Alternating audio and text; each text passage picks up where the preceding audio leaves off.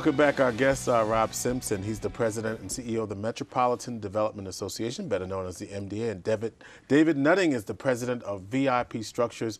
We're talking about new development in downtown Syracuse, and David was explaining the Pike Block, which is 4 buildings on the corner of Fayette going south on Salina Street. And what's very interesting is you describe a courtyard, 2 courtyards that will be created that would essentially connect Armory Square to the 300 block of South Salina Street. So I was trying to visualize where these courtyards would be and whether or not they would be open to the public or private. So just give me a little bit more there. Sure. Well, if you think of Walton Street now as one good pedestrian lane, granted cars can go on it, but it's a good lively part. It's the main heart of downtown. And it stops right at Clinton Street. Stops right at Clinton. Right across the street from there, though, is a 25-foot wide access point to the back of all the buildings along Salina Street. The parking garage is on the right, and you have essentially a large alleyway. It's the proposal is to make that into a pedestrian street, so that folks from Walton will walk across Clinton right into that alleyway. As they turn left, they'll be going into a newly created courtyard in the heart of the block. That courtyard then will be surrounded by restaurants and bars and pedestrian sorts of commercial spaces. Off of that courtyard will also be a connecting link which goes all the way out to Salina Street. So from a public point of view, that will be a pedestrian passageway all the way from Armory to Salina Street at the far end. Where you would normally have to walk around Fayette, you have to do an L to do what you're, now you can. Essentially, this entire historic district on Salina Street is really bookended. You'd have to come into it from both ends. So you could come out of one historic district, walk around the end of the block, and back into another historic district.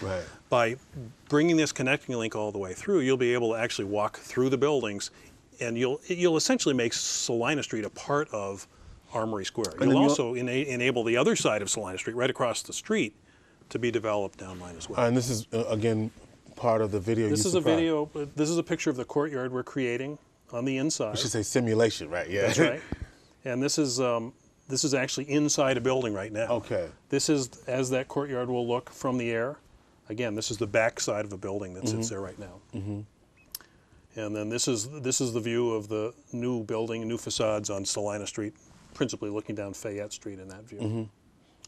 Then there'll be some rooftop gardens and some inside spaces for the folks that live within the complex. Well, you wanted to say, you said to me, Rob, that one of the things about a project like this is what?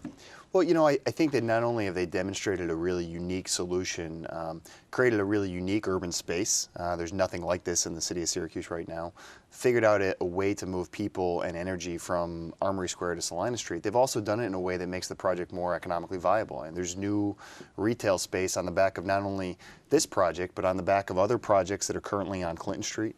That helps support the development of new retail operations and ultimately makes these projects cash flow in a much better way. And that's, at the end of the day, that's been the goal of ours, is to help these types of projects in downtown be economically feasible. And we should say that David is one example of many developers that you are working with downtown. I mean, just not too long ago in the 400 block, you talked about the Day Brothers project. Another great project where we're going to see a number of residential units go in, continuing the trend of residential development downtown. It's amazing. Despite all of the development we've seen in residential market rate apartments in Syracuse over the course of the last 10 years, we still have a 99.5% occupancy rate. There's a waiting list at almost every single building downtown that rents apartments for people who want to live downtown. So capitalizing on that demand is great. The Day Brothers building's a classic example, the Pike project as well.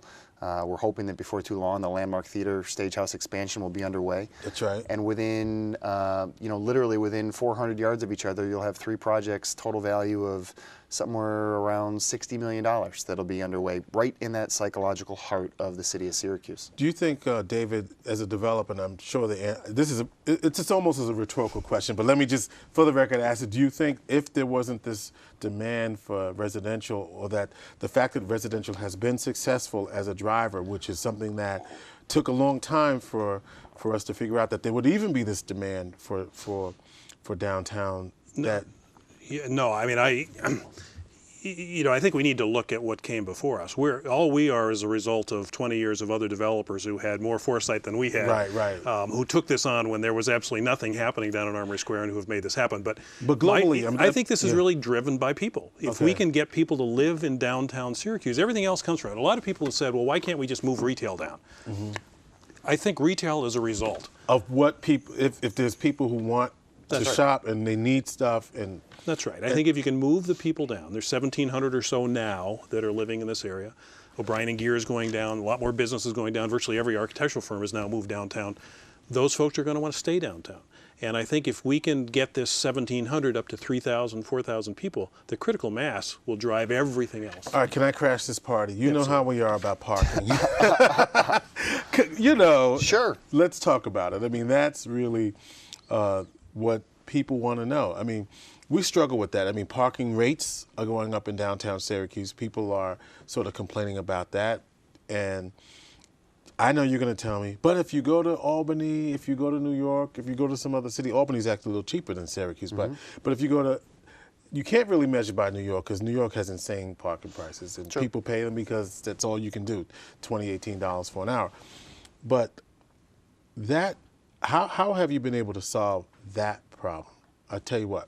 Before you answer that, Rob, before you answer that, David, we'll have some final thoughts. They'll tell us how they're going to solve that concern. It really isn't a concern, but we'll solve it when we come back. You're watching CI.